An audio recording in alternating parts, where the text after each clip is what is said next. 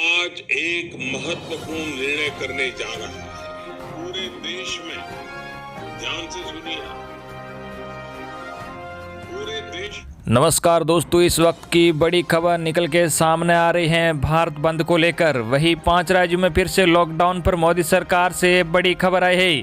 दोस्तों बताएंगे इस खबर को, लेकिन अगर आप भी मानते हैं कि मोदी सरकार ने किसानों के लिए जो 3 कानून पास किए हैं, जो कानून बनाए हैं वो गलत है, तो आप भी किसानों का समर्थन करते हो तो वीडियो को लाइक कर दीजिए और सी न्यूज़ चैनल को फ्री में सब्सक्राइब कर लीजिए, ताकि आपको लेटेस्ट से लेटेस्ट न्यूज़ सबसे पहले देखने को मिलती रहे।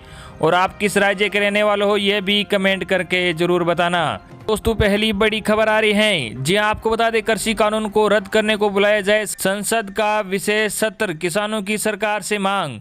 जी आपको बता दें कि केंद्र सरकार के 3 नए कृषि कानूनों के खिलाफ विरोध प्रदर्शन कर रहे बड़ी संख्या में पंजाब हरियाणा के किसानों ने संसद का विशेष सत्र बुलाने की मांग की है। किसानों ने कहा है कि सरकार नए कानूनों को रद्द करने के लिए संसद का विशेष सत्र बुलाए। किसान नेताओं का कहना है कि अगर कृषि कानूनों से जुड़ी उनकी समस्याओं का हल नहीं होता है तो वह फिर और कदम उठाएंगे। प्रदर्शन कर रहे किसानों के नेताओं ने संवाददाता सम्मेलन में कहा कि अगर सरकार तीनों कृषि कानूनों को वापस नहीं लेगी तो हम दिल्ली की ओर सड़कों को ब्लॉक करेंगे। किसान नेता गुरनाम सिंह चडूनी ने कहा, अगर सरकार हमारी मांगे नहीं मानेगी तो हम और कदम उठाएंगे। वही किसान नेता दर्शन पाल ने केंद्र सरकार से मांग करते हुए कहा, केंद्र को नए कृषि कानूनों को निरस्त करने के लिए संसद का विशेष सत्र आहूत करना चाहिए।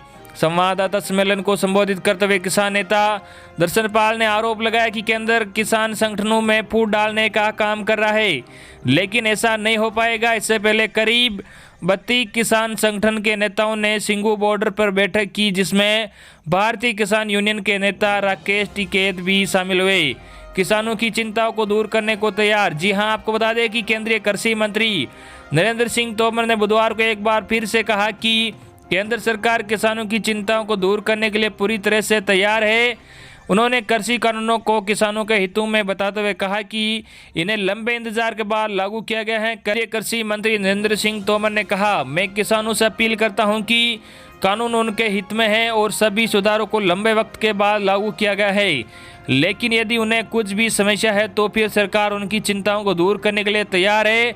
उन्होंने आगे कहा कि सरकार किसान नेताओं के साथ एक बार फिर से कल गुरुवार को बातचीत करेगी। देखते हैं कि किस हद तक मुद्दे सुलझते हैं। दिल्ली की सीमाओं पर सुरक्षा बंदोबस्त और कड़े किए।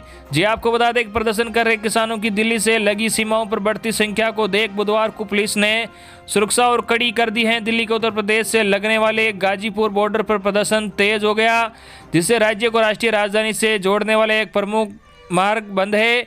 यातायात पुलिस ने ट्वीट किया, गौतम बुद्ध नगर के पास किसानों के प्रदर्शन के कारण नोएडा लिंक रोड पर चिल्ला बॉर्डर बंद है। लोगों को नोएडा जाने के लिए नोएडा लिंक रोड की बजाय NH-24 और DND का इस्तेमाल करने का सुझाव दिया जाता है। फिरोजाबाद, मेरठ, नोएडा और एटा से लगातार आ रहे किसानों के कारण अधिकारियों को लगातार दूसरे दिन चिल्ला बॉर्डर बंद रखना पड़ा। अगली बड़ी खबर, 5 राज्यों ने बढ़ाई मोदी सरकार की चिंता, कोरोना कंट्रोल करने को भेजी एक्सपर्ट की टीम।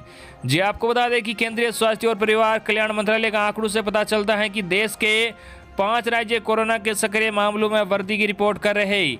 इन राज्यों का हालात वायरस संक्रमण के बोझ को बढ़ा रहे हैं, संक्रमण तेजी दिखा रहे हैं।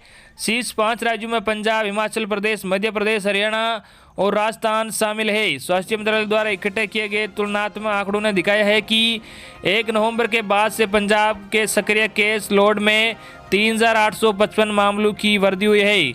हिमाचल प्रदेश का केस लोड 54,069 है, मध्य प्रदेश का 5,842 और हरियाणा और राजस्थान के केस लोड में क्रम से 6,171 और 13,551 की वृद्धि देखी है।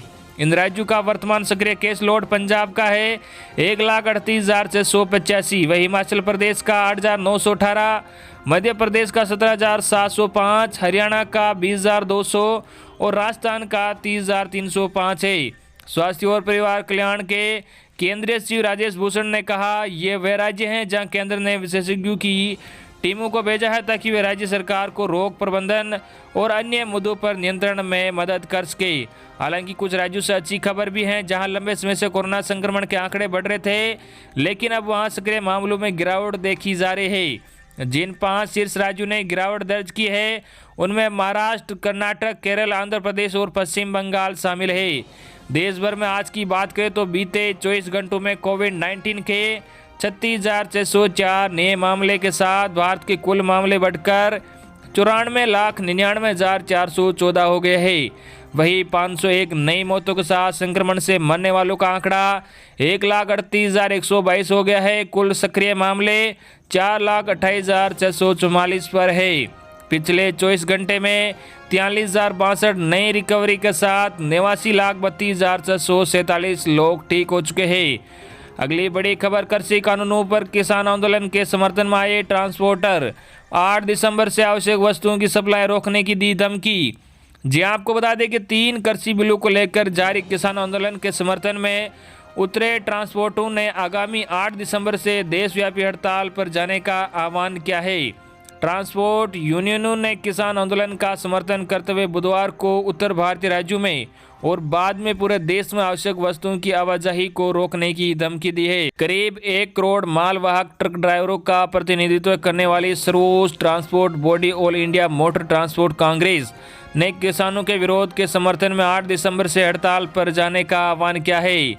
AIMTC के अध्यक्ष कुलतारन सिंह अटवाल ने कहा कि 8 दिसंबर से हम उत्तर भारत में अपने सभी राज्यों को बंद कर देंगे और अपने सभी वाहनों उत्तर भारतीय राज्यों और केंद्र शासित प्रदेशों दिल्ली, हरियाणा, यूपी, पंजाब, हिमाचल और जम्मू में रोक देंगे। हमने तय किया है कि अगर सरकार ने अब भी प्रदर्शनकारी किसानों की मांगें नहीं मानी तो हम पूरे भारत में चक्का जाम के लिए आह्वान करेंगे और हमारे सभी वाहनों को रोक देंगे।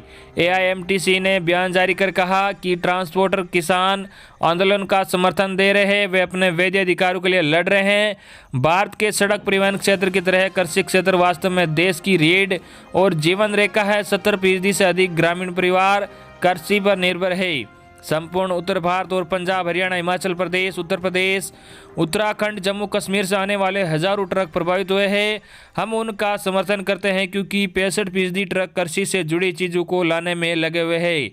गौरतलब है कि केंद्र सरकार द्वारा लागू किए गए 3 कृषि कानूनों के खिलाफ किसान विशेषकर पंजाब, हरियाणा और उत्तर प्रदेश में विरोध प्रदर्शन कर रहे हैं। हजारों किसान दिल्ली से लगती सीमाओं के प्रवेश मार्गों पर बुधवार को लगातार 7वें दिन भी डटे हुए हैं। किसानों को आशंका है कि इन कानूनों के कारण न्यूनतम समर्थन मूल्य समाप्त हो जाएगा।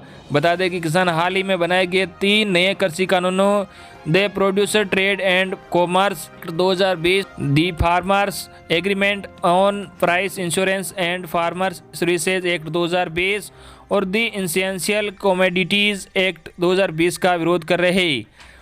अगली बड़ी खबर, 1 जनवरी से बच्चों का स्कूल खोल रहा है असम राज्य, जानिए बाकी जगहों का भी हाल। जी आपको बता दें कि देश में कोरोना वायरस के बढ़ते मामलों के बाद कई स्कूलों को खोलने के बाद बंद कर दिया गया था। इस साल मार्च से ही देश के स्कूल बंद है। बीच में कोरोना महामारी में कमी आने के बाद कई राज्यों ने स्कूल को खोलने का फैसला किया था, लेकिन कई स्कूलों के बच्चों के कोरोना संक्रमित होने के बाद इस फैसले को वापस ले लिया गया था। इस बीच अब असम में 1 जनवरी से प्राथमिक स्कूल खोलने का फैसला किया है। हालांकि दिल्ली समेत कई राज्यों ने कोरोना की वैक्सीन आने तक स्कूल नहीं खोलने का फैसला किया है। दिल्ली में कोरोना की तीसरी लहर के कारण राज्य के CM मनीष सिसोदिया ने कहा कि जब तक वैक्सीन नहीं आएगी राजधानी में स्कूल नहीं खुलेंगे। उत्तराखंड, हरियाणा और कर्नाटक जैसे राज्यों में कोरोना में कमी आने के बाद स्कूल तो खुले, लेकिन जैसे ही मामले बढ़े वहां स्कूलों को बंद कर दिया गया है। असम में 1 जनवरी से खुलेंगे प्राथमिक स्कूल। जी आपको बता देगा, असम सरकार ने कहा कि राज्य में 1 जनवरी से प्राथमिक स्कूल खुलेंगे। राज्य के स्वास्थ्य और शिक्षा मंत्री हेमंत बिस्वा शर्मा ने कहा कि राज्य में कोविड-19 की स्थिति नियंत्रण में है। उन्होंने साथ ही कहा कि कॉलेज के छात्रावास भी कुछ पाबंदियों के साथ 15 दिसंबर से खुलेंगे। बता दें कि राज्य में नवंबर से ही 6ठी और उससे ऊपर की कक्षा के बच्चों की कक्षाएं शुरू हो गई थी। कक्षा 6, 7 और 9 और 12 के बच्चों की कक्षाएं सप्ताह में सोमवार, बुधवार और शुक्रवार को होती है। वही 8वीं, 10वीं और 11वीं की कक्षाएं मंगलवार, गुरुवार और शनिवार को होती है। राजस्थान में स्कूल कॉलेजों को लेकर लिया फैसला, 31 दिसंबर तक रहेंगे बंद, जानिए कब खुलेंगे। जी आपको बता दें कि दिवाली के बाद से कोरोना संक्रमण भड़कने के साथ ही एक बार फिर स्कूल, कॉलेज और अन्य शैक्षणिक संस्थान के खुलने की स्थिति पर विराम लग चुका है। अब राज्य सरकार ने 30 नवंबर की जगह स्कूलों को खुलने की तिथि 31 दिसंबर तक बढ़ा दी है। यानी फिलहाल स्कूल कॉलेज बंद रखने का आदेश है। आपको बता दें कि प्रदेश में एक बार फिर कोरोना की रफ्तार बढ़ने लगी। रोजाना 3000 से ज़्यादा मामले सामने आ रहे हैं। लिहाजा गहलोत सरकार ने बढ़ते मामलों के मद्देनजर बड़ा फैसला लिया है। इन राज्यों में स्कूल फिर से खोलने पर फैसला नहीं। जी आपको बता दें कि उत्तराखंड, हरियाणा, कर्नाटक वगैरह में स्कूल खुलने पर मामले बढ़ने लगे तो फिर स्कूल बंद कर दिए गए हैं। अभी इन राज्यों में फिर से स्कूल कब खुलेंगे इस पर फैसला नहीं किया गया है। वहीं महाराष्ट्र ने कोरोना काबू में आता देख 23 नवंबर के स्कूल खोले हैं।